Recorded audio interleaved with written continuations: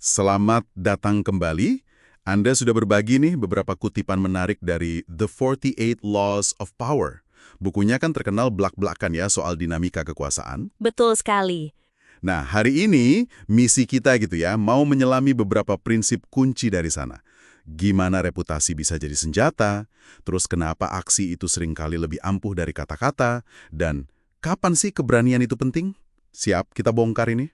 Tentu, sumber ini memang sering provokatif ya. Tapi yang menarik tuh gimana prinsip-prinsip kuno ini kok rasanya masih relevan aja gitu dalam interaksi kita sehari-hari. Iya ya. Kita bakal fokus ke intisari dari hukum-hukum pilihan Anda ini. Mencoba memahami gimana pengaruh bekerja tanpa perlu terjebak rumitan seluruh bukunya lah. Oke, siap. Mari kita mulai dengan yang pertama nih, hukum kelima. Pentingnya reputasi. Sumber ini bilang reputasi itu bisa jadi segalanya loh, bahkan bisa bikin menang tanpa perlu berantem.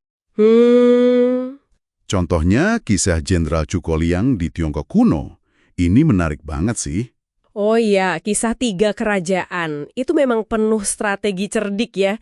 Liang ini kan dia jenderal pinter, tapi posisinya waktu itu lagi kejepit di kota kecil. Pasukan dia sedikit. Terus musuh besarnya datang ya, si Mai itu. Betul, si Mai datang dengan pasukan besar. Wah, situasinya genting banget lah pokoknya. Dan apa coba yang dia lakuin? Ini aneh banget. Bukannya panik atau siapin pertahanan mati-matian, dia malah buka lebar gerbang kota. Nah, itu dia. Terus tentaranya disuruh ngumpet. Dianya malah duduk santai di atas tembok kota, main kecapi. Ini kayak nantangin maut nggak sih? Justru itu intinya. Si Mai, lawannya ini, dia tahu banget reputasi Liang. Terkenal sebagai ahli strategi yang licik, penuh perhitungan gitu kan. Oke. Jadi, pas lihat pemandangan aneh ini, gerbang kebuka, pemimpin musuh tenang main musik, Yi jadi, wah curiga banget. Dia mikir, ini nggak beres, pasti jebakan. Jadi karena reputasinya Liang soal taktik yang nggak terduga itu ya? Tepat, reputasinya itu yang bikin si Mai ragu. Akhirnya dia putuskan mundur. Luar biasa. Jadi, reputasinya Liang itu kayak pasukan tak terlihat gitu ya? Bikin lawannya mikir 2 kali dan mundur. Cuma gara-gara persepsi yang udah kebangun. Persis, reputasi Anda itu mendahului Anda loh. Bisa membentuk cara orang lain merespon Anda bahkan sebelum Anda ngapa-ngapain. Ini aset kuat yang perlu Anda bangun dan jaga hati-hati. Benar juga ya. Ini nunjukin gimana persepsi itu bisa jadi alat pengaruh yang efektif banget di situasi apapun. Oke. Nah, dari reputasi, kita geser dikit nih ke cara meyakinkan orang. Sumber ini punya pandangan menarik juga di hukum ke-9. Menang lewat tindakan bukan argumen. Yang ini lebih bagus. Katanya demonstrasi itu lebih persuasif daripada debat panjang. Contohnya kisah Michelangelo sama patung David itu gimana ceritanya? Betul.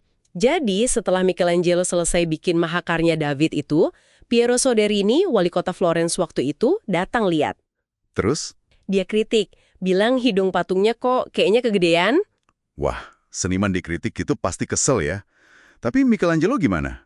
Apa dia debat soal proporsi atau estetika gitu? Enggak sama sekali. Dia nggak debat. Dia ambil pahat sama sedikit debu marmer, terus naik ke perancah dekat kepala patung. Oh. Terus dia pahat beneran. Nah, ini cerdiknya. Dia cuma pura-pura aja mahat hidung patung itu. Sambil diam-diam dia jatuhin debu marmer yang udah di tangannya. Gitu. Oke. Setelah beberapa saat mahat gitu, dia nanya ke Soderini. Gimana sekarang? Udah pas? Cerdik banget. Terus Soderini gimana? Percaya dia? Percaya. Dia puas, muji hasilnya. Padahal kan ya nggak ada yang berubah sama sekali di patung itu. Jadi intinya tuh tunjukin, bukan yakinin pakai kata-kata ya? Persis, tindakan atau bahkan kesan adanya tindakan itu seringkali lebih manjur daripada argumen logis sekalipun. Apalagi kalau udah berhadapan sama ego atau opini yang keras kepala gitu. Masuk akal sih.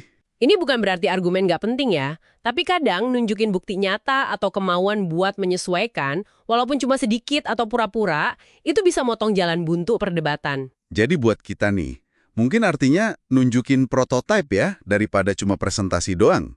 Atau ya minimal nunjukin kalau masukan didengerin gitu ya. Betul, bisa banget kayak gitu. Oke. Kita udah bahas reputasi, terus kekuatan tindakan, tapi ada satu lagi nih elemen penting.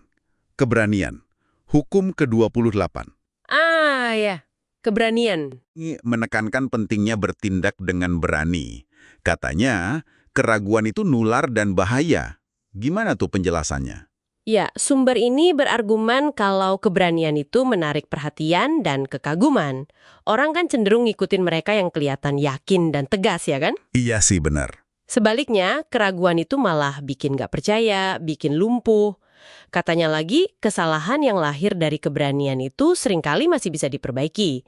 Tapi kalau rugi gara-gara nggak bertindak karena ragu-ragu, nah itu bisa fatal. Tapi, apa ini artinya kita harus selalu nekat gitu?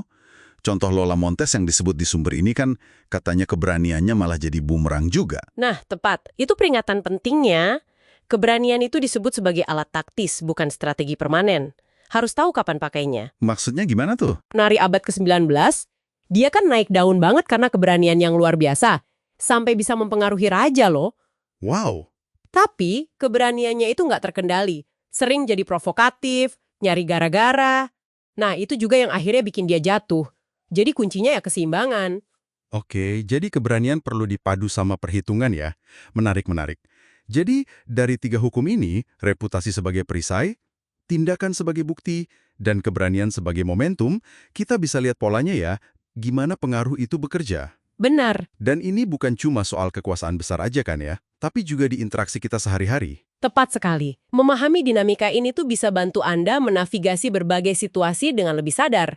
Nah, sebagai penutup nih, ada satu pemikiran buat Anda bawa pulang. Apa tuh? Sumber ini kan banyak bicara soal gimana meraih tujuan, meraih kekuasaan. Tapi gimana kalau kita coba terapkan pemahaman soal reputasi, tindakan, dan keberanian ini gak cuma buat maju sendiri aja, Maksudnya? tapi juga untuk membangun hubungan yang lebih otentik, yang saling menghargai. Mungkin itu tantangan yang lebih menarik ya, buat dijelajahi dalam penerapan prinsip-prinsip ini di kehidupan Anda. Sesuatu buat direnungkan lah.